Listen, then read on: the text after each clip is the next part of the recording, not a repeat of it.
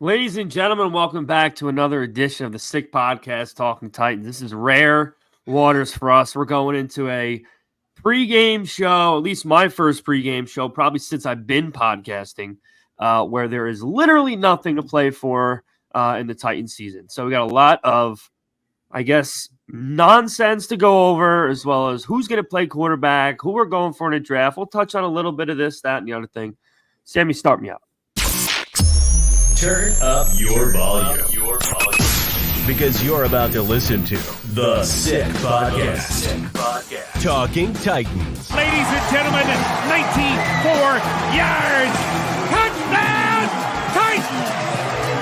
He is the baddest man in the NFL, and he just took her to the house. The sickest Tennessee Titans podcast. Sick! It's gonna be sick. Welcome back, boys and girls, to another edition of the Sick Podcast, Talking Titans. I'm joined, as always, by my two counterparts, Jarett and Vin. Boy, oh boy, I didn't really get a chance to voice my opinion on that last game. I'm really glad I didn't. I'll tell everyone right off the bat, I did not watch the game. I'm just going to say it straight up. I watched the first series of the Titans. Watched Ryan Tannehill do what Ryan Tannehill's done for the last 3 years. And then I said I cannot do it. And I did not watch the rest of the game, except for maybe like the last 45 seconds because I wanted them to lose. Another game, you got out-coached. I know everyone's going to say, oh, we want to lose anyway. So it's okay, Mike. Don't worry about it. We'll lose another one. That was the right thing to do. You helped us. But that's obviously nonsense. This team continues to get out-coached. They seem to have no edge, no desire. And the coordination looks like they're running around with their heads cut off still. I don't care who's hurt, who's not hurt. It's just, Vin said it before we went live, and it's just the facts. This is a fucking loser franchise that just is so gives everyone such a long leash, and it's always happy-go-lucky. Nobody can do any wrong, and I'm just tired of it. I'm absolutely tired of it, and I got to hang my hat on it. We're going to get new coordinators next year. Vrabel's going to do better. And it's just, I'm fucking sick of it. And I don't know where to turn here other than Marvin Harrison Jr. That would be the only thing that would turn the light on above my head. But boy, oh boy, it's been a rough few days. I don't know what else to say, fellas. What do you got to offer? Well, I'm glad that you're back this week. We had your face on milk cartons all throughout North Jersey. Seems like we found you. We should have had Sammy put that graphic up by our boy. Shout out DJ Wet Floor on Twitter. That's our number one fan right there. Jeremy. Always with great content, our boy. We'll have to have him on eventually. But Sal, that makes two of us, bud, because I didn't watch the game either at all. And it's not because I'm disgusted with them. I've been disgusted with them, and I watched every game this year. I was in the semifinals for one of my fantasy leagues, and needed to pay close attention to that. And unfortunately, that was more important to me at the moment than the Titans and watching Ryan Tannehill. And thankfully, I did win. So your boy's in the finals, so that's nice. But yeah, it is what it is. I'm glad we lost. Every time they flash to the game, I actually have DK Metcalf on that team, so I needed to root for him a little bit. So shout out the Titans secondary for his good day. But yeah, it's more of the same. They looked like they were competing for a while, but they can't finish, and that's been the story all season long. Had a 3 or 4 games that we could have won, went our way. We could easily be in the playoff chase right now and be 8-7, 7-8, really. But things haven't gone our way, and usually that's due to the minor details of the game, which tells you it's somewhat related to coaching, at least on a certain level. We will see how the season plays out. I'm curious to see what it's like if we go 5-12, and if there's any dramatic changes. We should expect changes with the position coaches, the coordinators, but we'll see what happens with Vrabel. I want the season personally to be done with. I'm tired of talking about this loser franchise, for lack of a better term, because you lose things to talk about. But if we want to find a silver lining, we are picking top 5 right now. Washington looks like they can compete a little bit and maybe get a win, and we slide up to that 3-4 spot where that pipe dream of Marvin Harrison Jr. becomes, an actual reality. And to be honest, if we can get him, that's the only way I don't want a lineman. I'm sure we'll touch on that as things go on, but I would rather have a lineman over Brock Bowers. But if we can get to 3 and Marvin Harrison Jr. is there, you got to do it. No ifs, ands, or buts.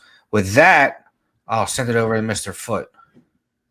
Well, like I said, well, you two negative jerk dicks over there. I'm gonna be the positive one over here. That's a new one. I got nicknames for everybody over here. I was the only one, I guess, of the three to watch the whole entire game on Sunday. You want a pat on the want a gold star or a cookie? It was a typical Ryan Tannehill football game. I was disgusting watching it because it's a Rabel coach game. No, it wasn't, because you know what? I'm getting there, because again, you two jerk tards are going to be all over Mike Vrabel when, with the $100 million they have next year, like Kayla's been saying, like TD's been saying, like everybody's been saying, if they go out and get a line and they go get protection and they get weapons for Will Levis, and they have Tajay Spears, who's fourth in the league in rushing, total yards as a rookie. If they pair him and they do this right and they pick, top 5 and they get a lineman, or they get Marvin Harrison Jr. and they have a winning record, you guys are going to be all over the place like this. Vrabel this, Vrabel that. Coaching staffs. That's a big if. You just threw 10 ifs into the equation there, where we need at least more than went our way this year. If things went our way this year and we eclipsed without interceptions, the 3 interceptions here, the interception in Pittsburgh, we could be 10-5 looking into this right now. Okay, there's mistakes been made. I'm just stating facts. Who's paying you to say this shit? Nobody. It's just Is it AC? Is it AC? It's a fact. Are you the one getting the fucking draft? Just think of it. Is that what this is about? Don't overthink this. Be as a fan. You can be totally negative, totally positive, and be in the middle. 10-5. God, that was good, Sal. If you think about it, you got the Saints game, you got Pittsburgh game. You're talking about the Pittsburgh game. Here's the thought: if we didn't fucking run the ball on 3rd and 8 at the end of the first half, we wouldn't need Levis to go 90 yards down the field to win the fucking game. But he almost did. There's hiccups in games. Yes. Listen, you got the Colts, you got the Saints, you got the Colts twice, you got the Texans in overtime. We're coming off of a season with one of the biggest collapses in NFL fucking history, and then we followed it up with a 5-win season. Look, I kind of feel that Taylor Lewan's keep tweet. A straight face. No, I kind of feel like Taylor Lewan's tweet was towards maybe us about saying people saying he's going to talk shit about Vrabel. Come on. It doesn't matter. He's a football guy. We're just 3 clowns, just like other clowns on podcasts, Titan podcasts, and all these other podcasts around the world talk about their team in a good and a bad way.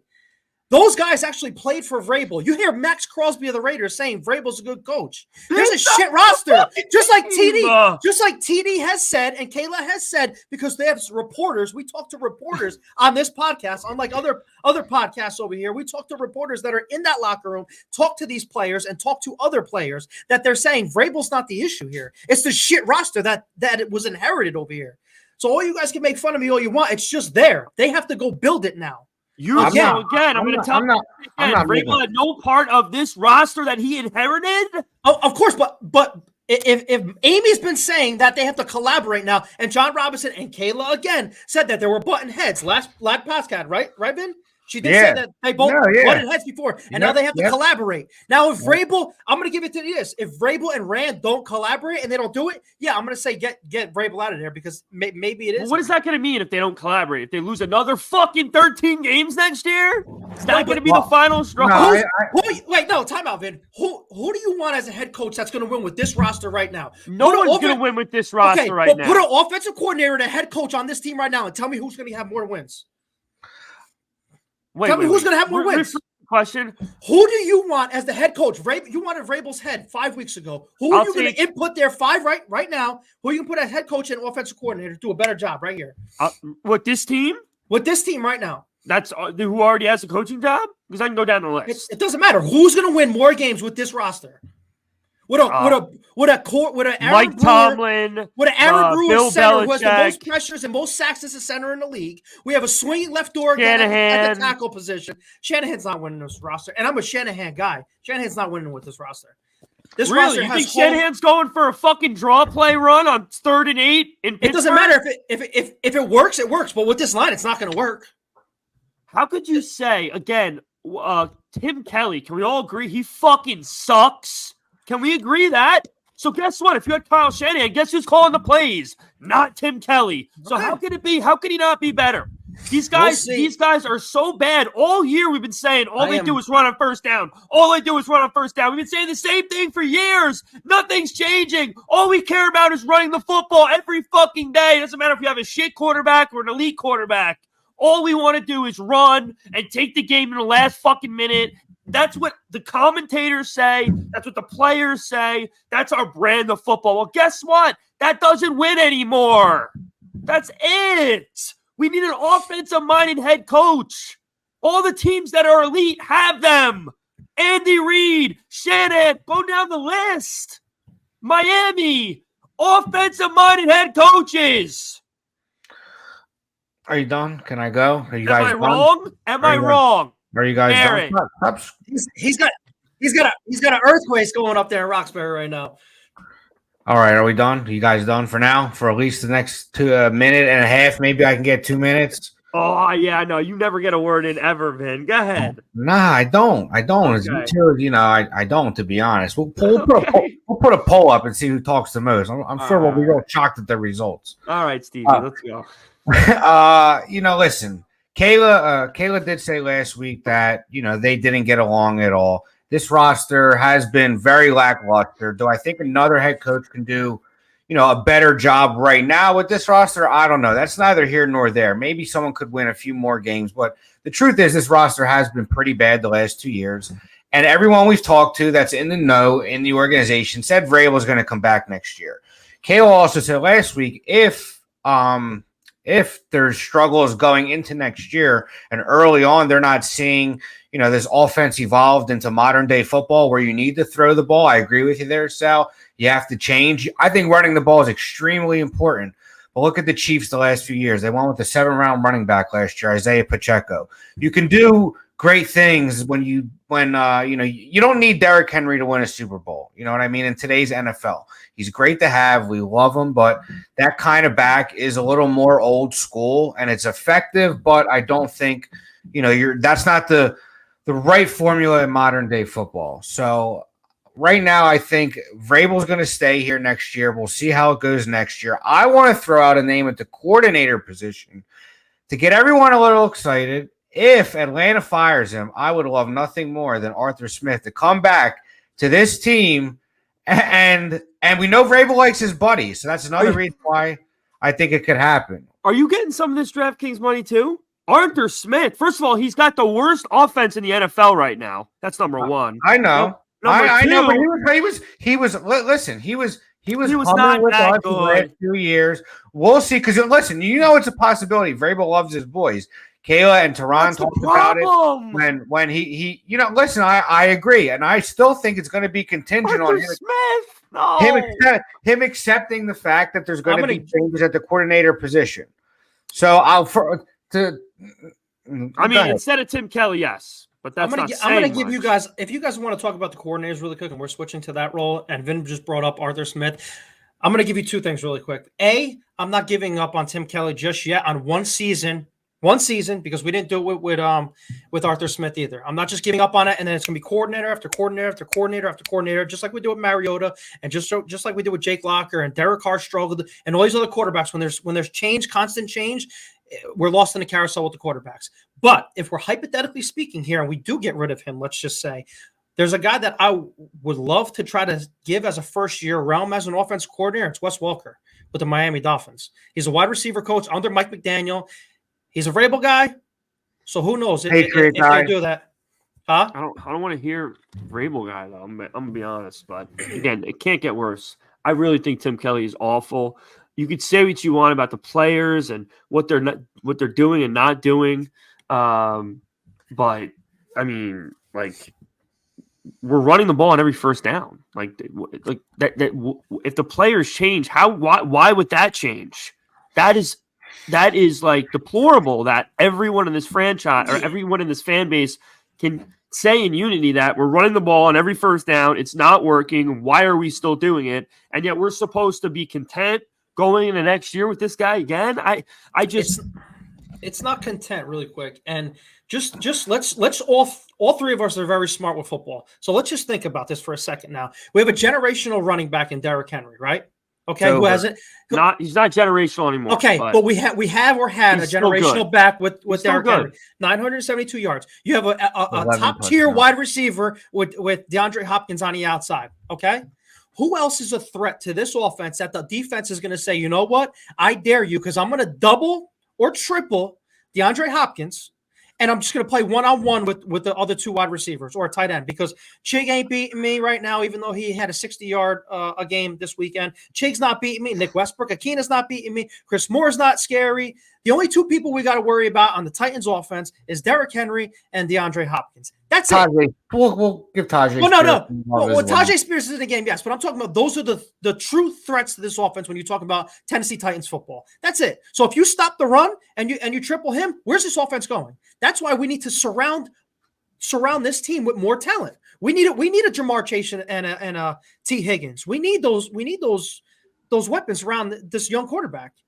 And I think this year, like I've been saying this whole time, with the money, let him cook. Let the money and the draft we're going to see what happens. It's now or never because, his relationship wasn't great with Arthur Smith. We get that. That roster was bad. It took maybe 2 years for us to, go through those growing pains, but you're only going to get so many chances. You know what I mean? So I think next year is it. That's it. Yeah. I mean, listen, they have to do it right. This offseason can dictate the next 7 to 10 years for this franchise. So in my opinion. If you draft well, if you go spend money, smart and free agency. But just stop right there. I'm going to stop you. Then you can go on, Vin. What you just said, this offseason and this draft can set you up for years to come. You said that the last 4 years, guys. Exactly. Look who was GM and look what the purgatory went. Look who the coach was. I'm tired of this, guys. All right, fine. We all know Robinson sucked, but we can't act like Vrabel had no part in any of these fucking not disagreeing that he didn't. I'm not disagreeing that he didn't. I'm just saying Jarrett always wants to lean on J-Rob. J-Rob, yes. Yeah, I'm tired of hearing his name too. I said it when I think Hale or Tehran was on. I'm tired of hearing that excuse. It's old. It's tired. And I think we have to deal with one more year of it. And if not next year, then that's it. If he's going to win Coach of the Year, bringing a shit box to the playoffs, he's got to get criticized when he can't make anything out of chicken shit. It shouldn't be one way. It has to be both ways. It's just the way it's going to be. I agree, but listen, from everyone we've heard, he's not going to get canned this year. So ridiculous. We're wasting our breath. What's the bar need to be for both of you? Like you said, last year. For next year, we at least need to make the wild card spot, the last wild card spot. I got to make the playoffs. You get to Sal, you could turn it around in a year. I think that's too low of a bar. That's all I'm saying. You saying win the division or you're gone? If they don't win the division. If we're giving this guy one more year with $100 million and the second year with Ray Carthon and blah, blah, blah, blah, blah, they better win the fucking division. I don't care about Stroud, Anthony Richardson, or fucking Lawrence. They better win the division. Well, the division is going to be very tough. I think if we win the playoffs, you know damn well that they ain't firing them next year if we turn it around in a year. But that's my bar. Anything less, which I think is a tall asking price because the AFC is loaded.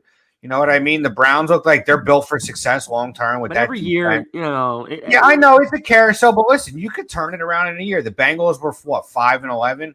They drafted Jamar Chase and went basically should have won that Super Bowl if not for a few plays here and there. So, yeah, the bar is the playoff, sure. And if there's not changes next year to the offense and the way we look in a modern day scheme, then I think we're going to see a whole new coaching staff, a whole new front office. I mean, not front office, a whole new staff from top to bottom.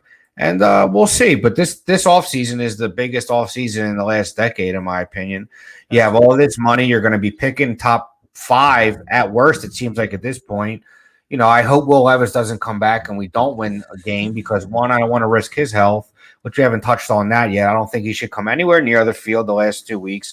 Lose these last 2 weeks. Hope Washington wins. Hope we got 2 games on Arizona, so we're not getting them. But that third pick is up in the air if a few things go our way, and then we're talking Marvin Harrison Jr. territory. But I want to get out of this year with, we shut down Simmons for the year, so I don't see why we would risk Levis if we shut down our best defensive player. Why not do it to our not potentially, I think he's our guy going forward. Could be our franchise guy for hopefully a decade, but I wouldn't let him anywhere near the field. Get a top 5 pick, spend correctly, build around Levis. Hopefully I'd like to see some changes to the offensive coaching staff. I'll stand on my Arthur Smith thing. I don't think he's a head coach. I think he's a good coordinator. We'll see. We're just talking out of our whats. Because we don't know what's going to happen with that. But, I hope there's changes to the coaching staff. And listen, you never know. Vrabel could go if we finish bad and it looks bad and they decide to play Levis. Hopefully, I don't think Amy would let that happen. But if they play Levis and he gets hurt, that's a move that can get you fired if he's not 100%. So, that's about all I got to say about this team at the moment, though. I just want to understand why people say, "Oh, Marvin Harrison Jr. is out of the question." No, he's fucking not. Even if they're 5, even if they win the next 2 games, he's not. It's what? So what? You got to move up 3 spots to get him. Okay, no, maybe do they have the draft order right now? It's this team needs a wide receiver. The Bears, the Patriots. Yes, but here's my thinking with the whole thing as I pull up the draft really quick. Draft order. Who's in front? It's the Bears, the Patriots, the Cardinals, the Commanders, and then us. And us. So right now, it's going to be a very loaded quarterback class. There's a lot of teams that need a quarterback. So Arizona doesn't need a quarterback. So if they don't want Marvin Harrison Jr. and they want to draft capital move down to, let's say, the Giants, and the Giants want to move up and get like a Drake May type, you're in the run for Marvin Harrison Jr. if one of these teams or 2 teams trade up. You have Jaden Daniels, you have Drake May, you have Caleb Williams. I don't think they're passing on him. I don't. I think we'd have to be picking in that spot, or you'd have to send them a king's ransom to move up. No, I'm not saying us moving up. I'm saying we're going to sit pretty. So he could fall right to us if these teams are going to try to move up with Arizona. I just don't. I could see Chicago taking him 1 if they want to keep Fields. They've gotten progressively better his first few years in the league. Put Marvin Harrison Jr. on that offense, and they could turn it around fast. I don't see him falling past 3. I just don't, which would be okay because we're guaranteed one of the tackles if the 2 quarterbacks and Marvin Harrison Jr. go 1, 2, 3, and then 4 and 5. We can even have the potential maybe for a Brock Bowers if we want to go that route. But unless we can get Marvin Harrison Jr., I don't think we go anything other than offensive lineman. There's no shot Neighbors falls to the 2nd round, right? No, absolutely not. He's not getting. He's top 12 at least. Yeah. Fine.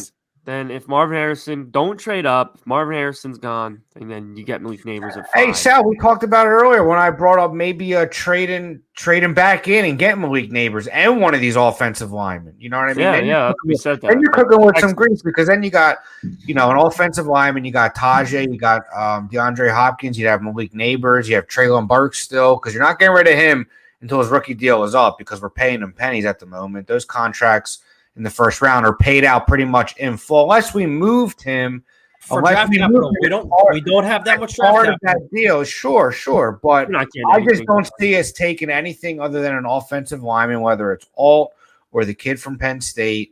If Marvin Harrison Jr. is gone, he better be a Hall of Famer. That's all I'm going to say. You want to secure his blind side. You want to secure. I do. But it better be a guarantee because Marvin Harrison Jr. is a guarantee. No, Marvin Harrison Jr. is a guarantee. Yeah, sure. Yeah, he's a guarantee.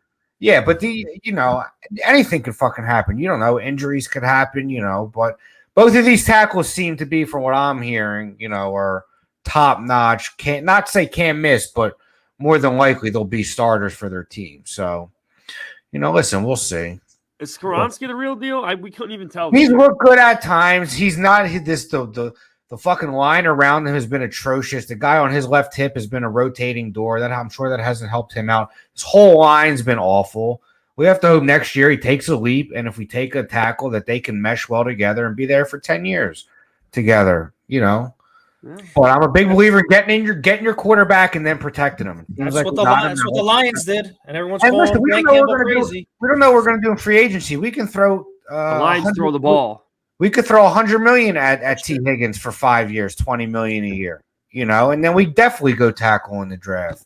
You don't know. We'll see. You got to see what we do in free agency. It's a lot of money. It is a lot, and he doesn't play. Sometimes he's injury ridden at times. I've talked about it before.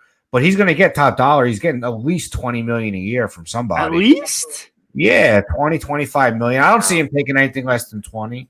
So he's like anywhere from 18 to 21. AJ Brown's not even making 20. Yes, he is. AJ Brown makes $25 million a year. He makes 25? Oh, fuck. Yeah. I thought it was like he got 100 for 4. So, I mean, I don't know how they broke that deal up, but that comes to 25 a year. I guess 20 would make sense. I'd say he's probably about $5 million less than AJ Brown. Yeah, hey, listen, and I don't doubt. Listen, and Cincinnati might franchise him. I wouldn't be surprised if they did that to keep them together another year. We'll see. But it's gonna be a hefty franchise tag. Oh, well, yeah, 24, 25 million.